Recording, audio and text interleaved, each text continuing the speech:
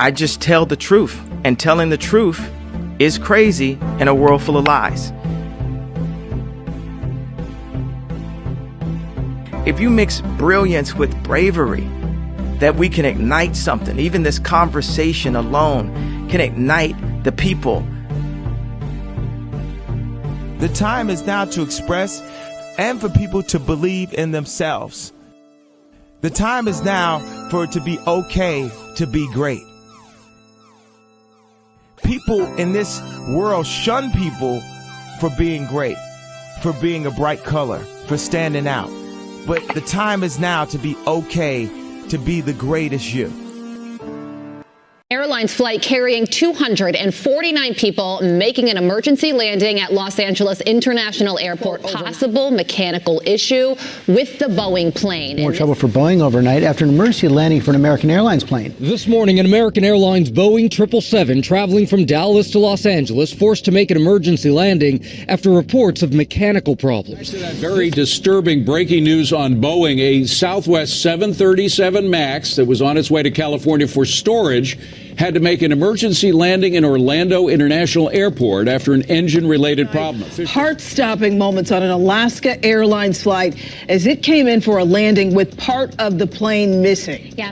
We're declaring emergency. We need to descend down to 10,000. A shocking sight in the night sky over Florida. Oh my God, it's on fire. Engine trouble on an Atlas Air cargo flight minutes after takeoff. Mayday, mayday. The airline says the Boeing 747-8 on its way to Puerto Rico was forced to return to Miami Airport. Engine fire. Request exit back to the airport. 2 cargo pilots are recovering after crash landing into waters off the coast of Hawaii. The pilots reported one of the engines on the Boeing 737 gave out, and a second engine was also about to fail. They repeatedly told air traffic controllers to prepare for them to crash land because they could not maintain altitude and were losing speed. Loss number 1, engine, and we're coming straight to the airport. We're going to need the fire department assistance. We're going to lose the other engine too. It's running very hot. And speed is, we're pretty low on the speed. Doesn't look good out here. You might want to let the fuel jet know as well. The FAA announcing tonight that it is halting all future production expansion of the MAX 9 plane. Now, this comes as the CEO of Boeing was here on Capitol Hill taking tough questions from members of the U.S. Senate. This after a door plug on a Boeing-built airplane operated by Alaska Airlines exploded out of the aircraft in mid-flight. There's no doubt that Alaska received an airplane off the production line with a faulty door. We're following breaking news. At least 50 people are hurt after what officials say was a strong movement on a Boeing jet flying from Sydney, Australia to Auckland, New Zealand. The Boeing 787-9 Dreamliner landed in Auckland with paramedics there waiting on the ground. My concerns are with the 737 and the 787 because those programs have really embraced the theory that quality is overhead and non-value added. So those two programs have really put a strong effort into removing quality from the process. Hey guys, what's up? It's your girl Kelly. We're back with another video. If you guys are new to the channel, please go ahead and hit that subscribe button. If you are into true crime stories, news, politics, and so much more, then I guarantee you would enjoy the channel. And if you're a returning listener or subscriber, thank you guys so much for being a friend. As always, I really appreciate y'all. And thank you to everyone who's watching this video. So guys, I wanted to come on here and make a quick video about this. If you guys haven't heard about what's going on with the Boeing whistleblower and all of the news and all of the troubles that Boeing has been having in the media in the recent months. And apparently this is not a new problem. This has been something that has been ongoing throughout the history of Boeing.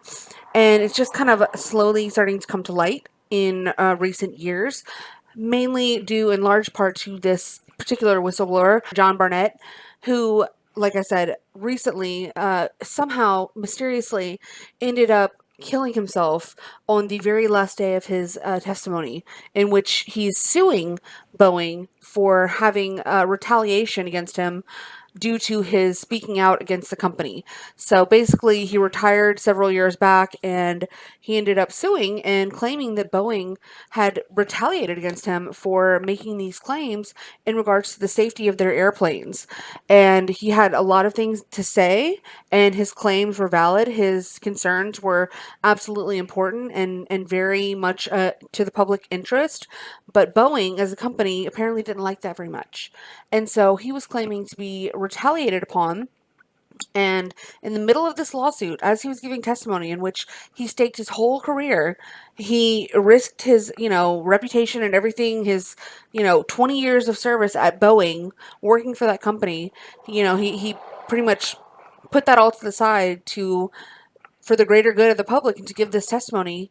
He somehow decides that he's going to kill himself on the last day of his testimony. So we're going to get into it, guys. Let's get to the story.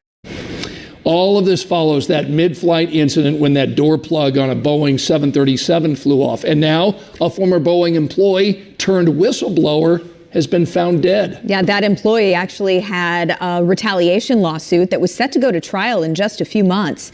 Tom Costello brings us the latest now. Police in Charleston, South Carolina tell NBC News they are aware of the death of a former Boeing employee turned whistleblower.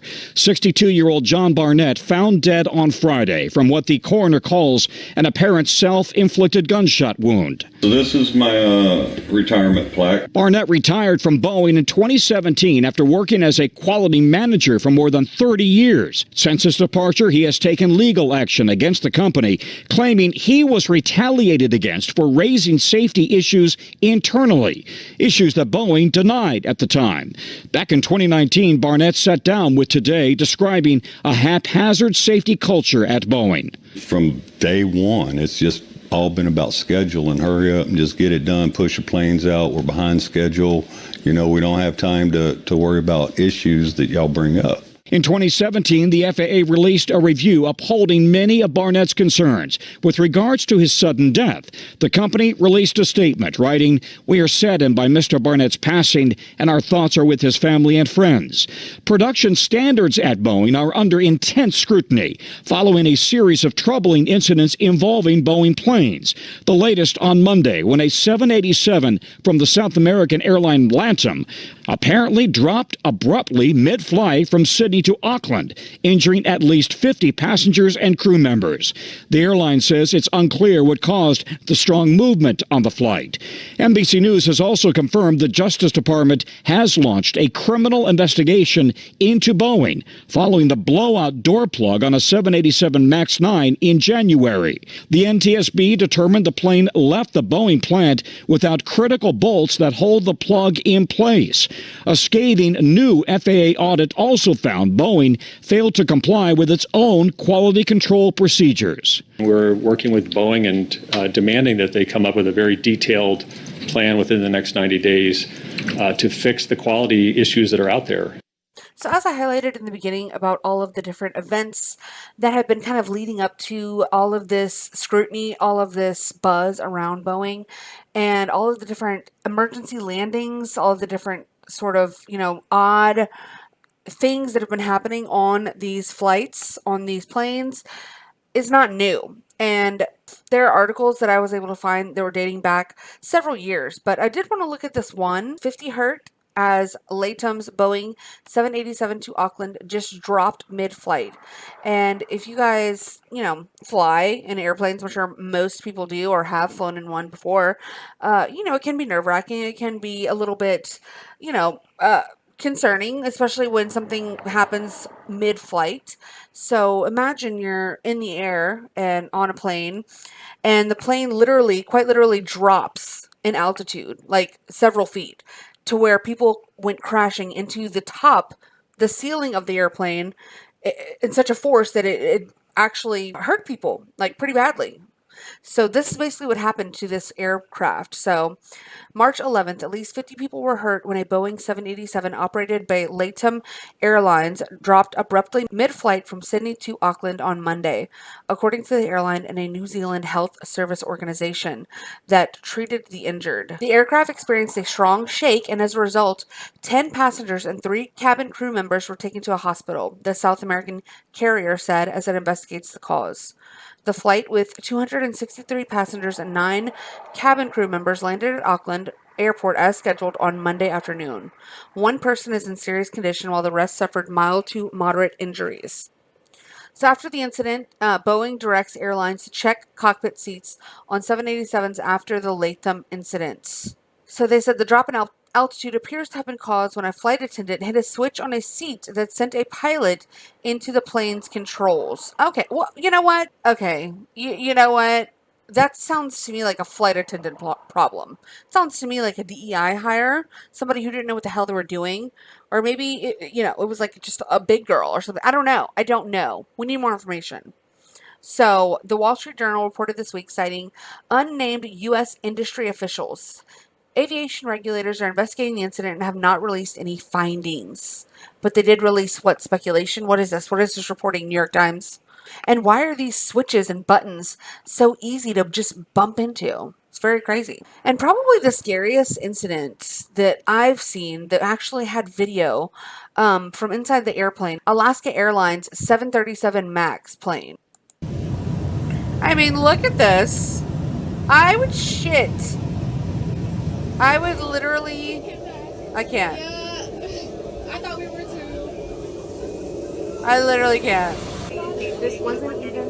Look at this! We're at the end of the plane, so the emergency door's right there. It was just a piece of the plane. I mean, can you imagine? Portland, Alaska, or Seattle, Alaska. 1282, we just depressurized. We're declaring emergency. We just depressurized. The center maintained 10,000, and we need to return back to Portland. And it's a woman pilot.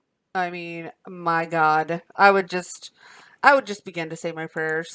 We are very, very fortunate here that this didn't end up in something more tragic. No one was seated in 26A and B, where that door plug is. The aircraft was around 16,000 feet and only 10 minutes out from the airport when the door blew. Now we need the public's help from looking at radar data that the door is around Barnes Road near I-217 and the Cedar Hills neighborhood. If you find that, please contact local law enforcement. I mean, what the fuck is that? She needs the public's help? I'm sorry, ma'am. Hello? You need the public's help? You need us to find your door? I'm sorry, what? Excuse me? Excuse-moi? What is that about? Y'all can't find the door yourselves? You're telling me that you don't have the little drone you can fly overhead and locate your missing equipment and figure it out on your own, Becky? I don't think so. But knowing how inefficient and how idiotic most of our agencies are, they probably will need the help of the public, and they probably can't find it without some, 15-year-old with a drone finding it himself in about 5 minutes. So that's what's going on with Boeing. So this all really started to kind of like ramp up whenever this Netflix documentary came out in 2018. As it was called Netflix Downfall, The Case Against Boeing. And it delved into the stories of 2 aircraft crashes that were almost 350 people died.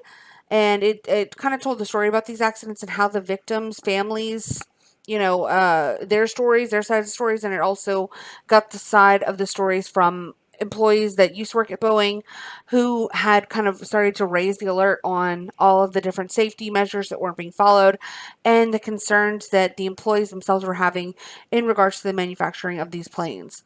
And that's when people really started to kind of pay attention. And John Barnett was one of those people who was featured in this documentary. So if you guys want to know more about this, definitely go check that out. So this article is from the Cinemaholic, who is John Barnett.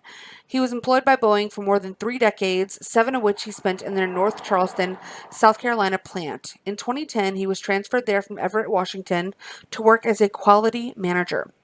However, during his time there, John alleged that there were multiple problems with production. At one point, he claimed to have noticed metal slivers on wirings that controlled flight commands.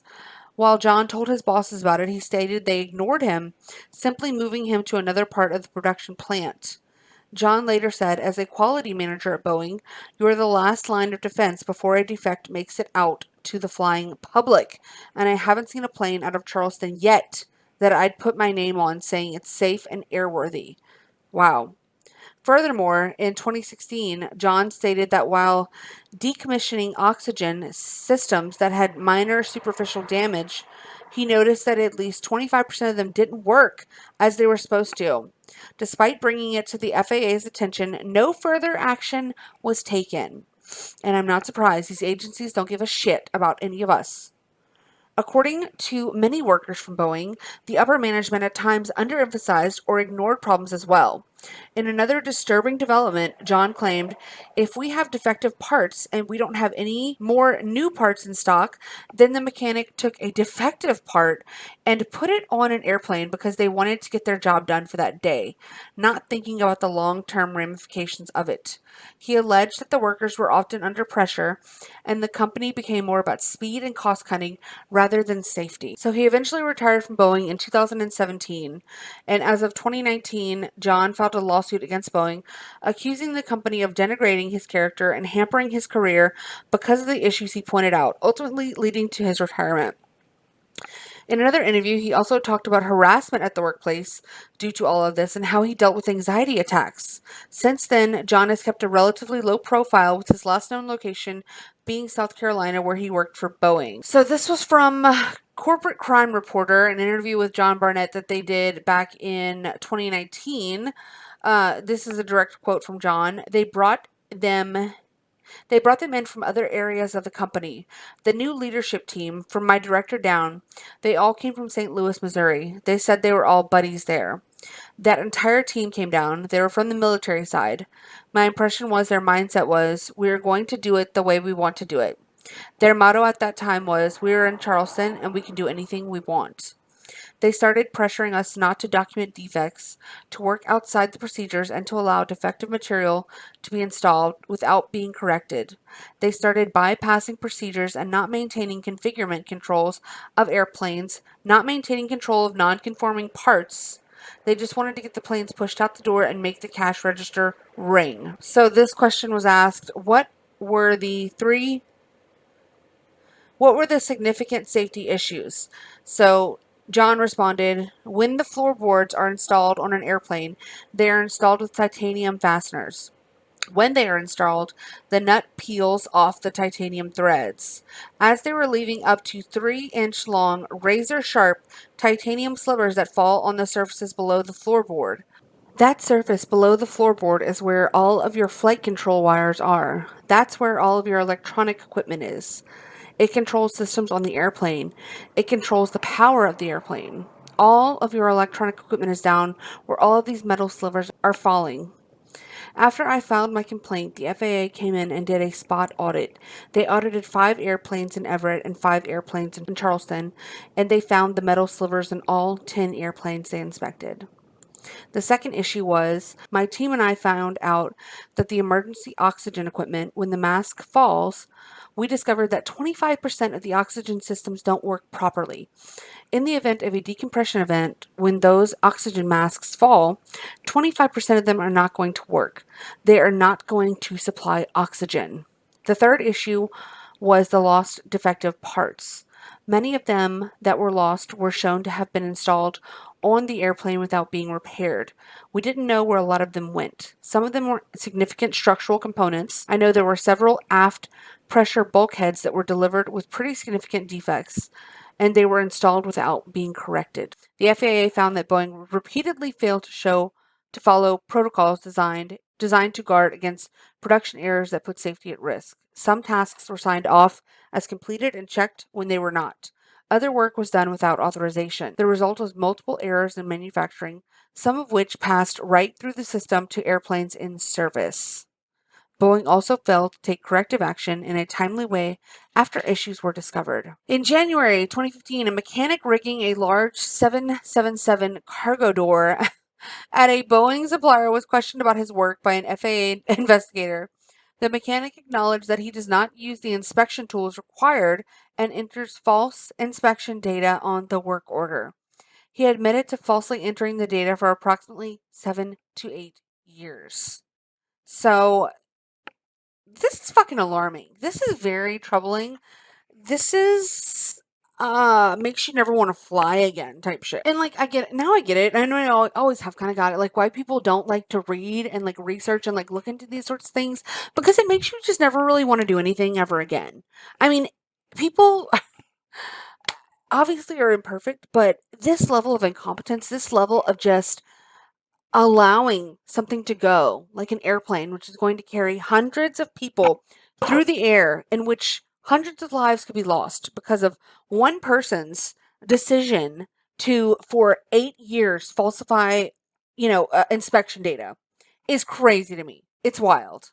So I say all this to say, the suspicious way in which John Barnett was found dead, we need answers. We need real, true answers from people who want to know what's really going on, and not just somebody who is willing to go along, as we understand and know that so many people are.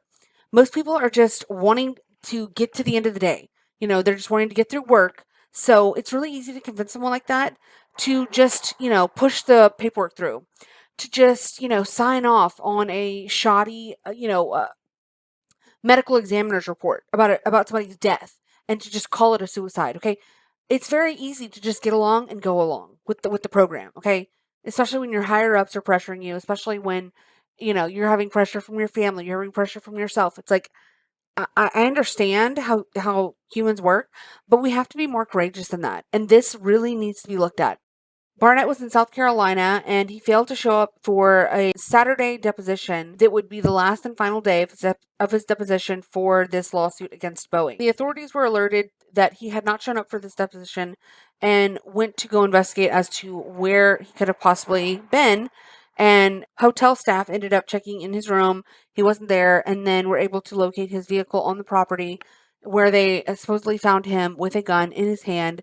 Authorities got there and were able to determine that it was most likely a suicide. So Barnett's brother, Rodney Barnett, said in a family statement to the AP on Tuesday that the years of speaking out against Boeing created stress for him and led to a decline in his mental health. He was suffering from PTSD and anxiety attacks as a result of being subjected to the hostile work environment at Boeing, which we believe led to his death. And in a statement to USA Today, Boeing said it was saddened by Mr. Barnett's passing. Sure, Jan. And our thoughts are with his family and friends.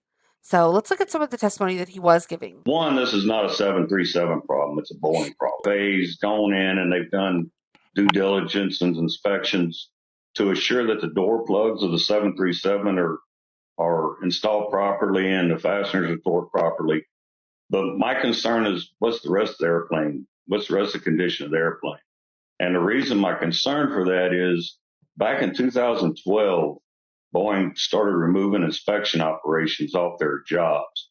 So it left the mechanics to buy off their own work. So what we're seeing with the door plug blowout is what I've seen with the rest of the airplane, as far as jobs not being completed properly, inspection steps being removed, issues being ignored. My concerns are with the 737 and the 787, because those programs have really embraced the theory that quality is overhead and non-value added.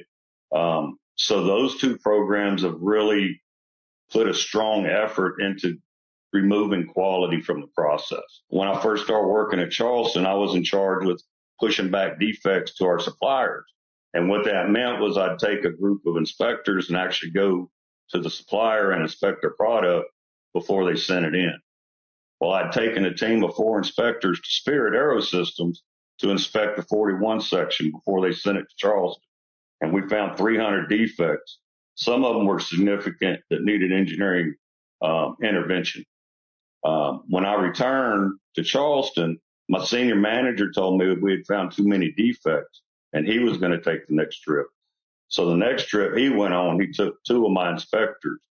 And when they got back, they were given accolades for only finding 50 defects.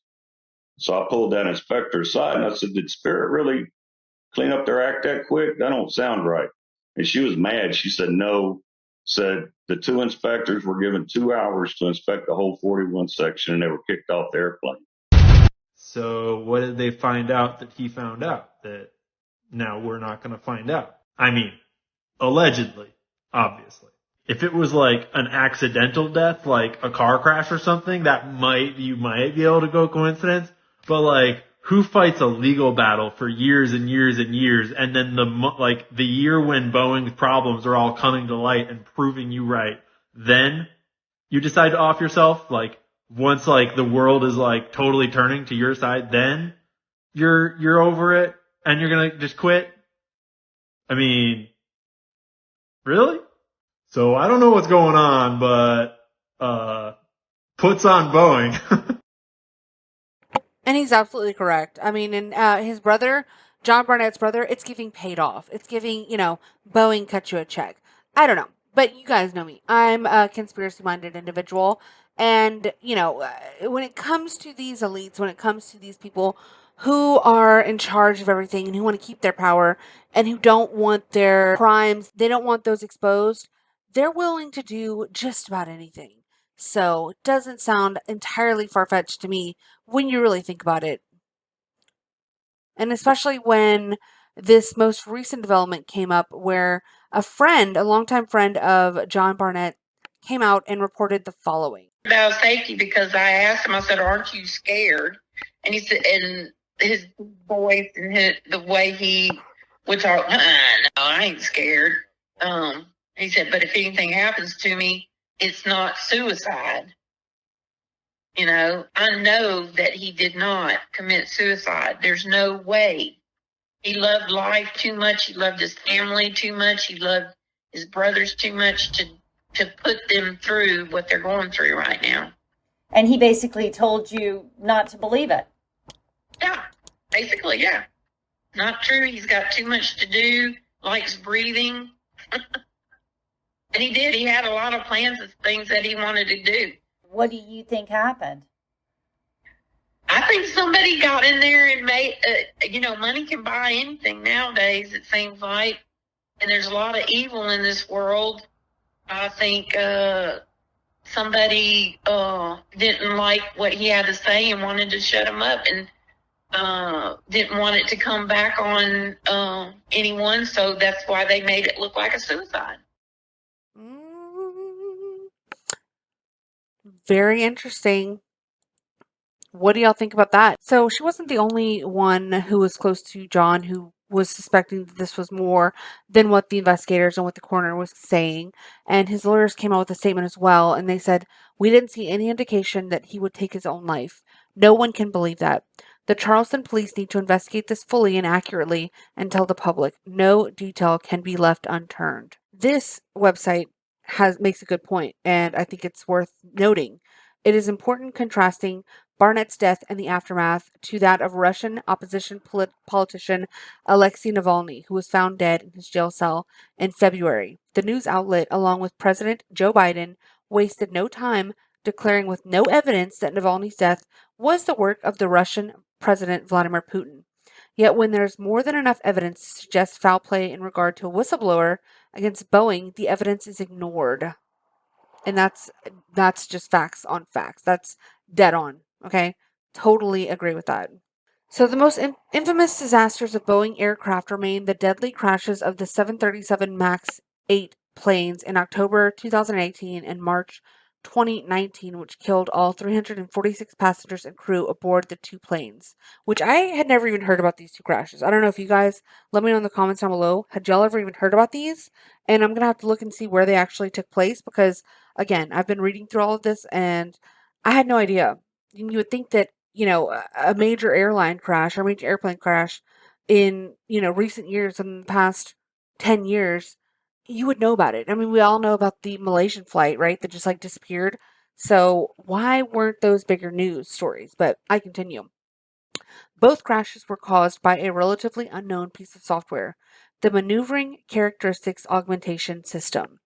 Leaked documents and congressional hearings revealed that Boeing's leadership knew that MCAS would cause crashes by forcing a plane into a nosedive, overriding pilot control. The corporate giant nevertheless went ahead with the installation of the software on all of its new planes. Top management also went out of its way to conceal the existence of the system from pilots, airlines, and regulators until it was forced to after the first crash. But even then, Boeing insisted that the MAX 8 planes were safe until the second crash, which triggered the global grounding of the aircraft. No executives were ever tried for the crime of developing and deploying a defective, deadly aircraft. Federal investigations let then CEO Dennis Muhlenberg and current CEO David Calhoun off the hook. Muhlenberg made more than $80 million during his time as CEO, and Calhoun made $22.5 million in 2022 alone. Disgusting. That is abhorrent. Those facts are just absolutely, incredible to know. And this is what we're going to have to start doing is we're going to have to start locking up CEOs and really putting it to these people, because otherwise there's no accountability. There is no care and no urgency in order to maintain any sort of resemblance of, morality or standards, having standards. People are going to have to start going to jail, and that's just the cold hard facts of the matter. Since when did we start just letting people off on negligent crimes like this? Is absolutely ridiculous. We used to hold people accountable at one point. When did that stop? Probably whenever a sick, obscene amount of money started to become involved and started to change hands. That would be my guess. Oh my God, I'm gonna have to look into this one next. This is fascinating. Barnett is not the first to come to a suspicious end just before providing potentially damning evidence against a critical force in American capitalism. Journalist Michael Hastings was found dead after crashing into a tree at 100 miles per hour while investigating then CIA Director John Brennan. His last story, Why Democrats Love to Spy on Americans, was published by BuzzFeed on June 7, 2013, 11 days before he died. Democratic Party staffer Seth Rich, thought to be behind the leak of 20,000 emails from the DNC showing extraordinary corruption in favor of Hillary Clinton's campaign, was shot in an apparent mugging in 2016 of June 2016. Financier and sex trafficker Jeffrey Epstein was found dead in his jail cell in August 2019 after investigations into his business threatened to reveal sordid connections to high-level executives and politicians in the U.S. and around the world. So it's just insane to me, guys. Look at Julian Assange, it's only a matter of time before they get their grubby little disgusting hands on him and end his life, because it's just incredible to me. This keeps happening. This is just such a coincidence, right? These people would all just die miraculously that were very close to, if not on the brink of shedding light onto some of the disgusting, depraved actions that happen in our government and by our government. Isn't that just such a coincidence? I would say so. Yeah, nothing to see here, right? So great article. I have to say, I did enjoy this article, and I would suggest you guys going and reading, checking it out. They seem like a good, I don't know, maybe I'll check this website out, because although I don't believe in socialism, I do believe in calling these motherfuckers out. And that's what, again, it seems like I have more in common with the left on that stance than certain people that are part of the swamp, the neocon establishment, and the traditional Democrat, center left or center right type of person. So what do you guys think about all of this? And do y'all think that there's any suspicious, funny business going on with the whistleblower, John Barnett's death?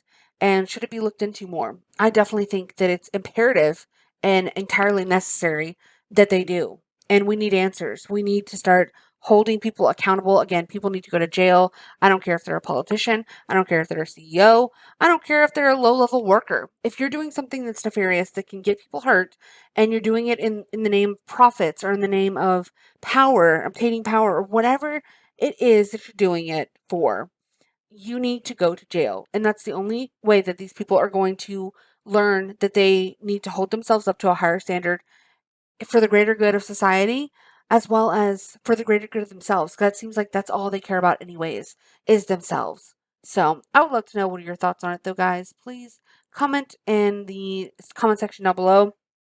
Like this video if you liked it. I know this is a little bit different than normal, what I normally do, but I tried to make it as interesting as possible and as informative as possible.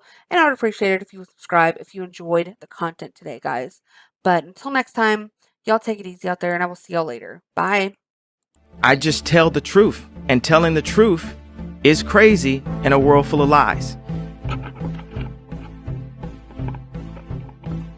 If you mix brilliance with bravery, that we can ignite something. Even this conversation alone can ignite the people. The time is now to express and for people to believe in themselves. The time is now for it to be okay to be great. People in this world shun people for being great, for being a bright color, for standing out. But the time is now to be okay to be the greatest you.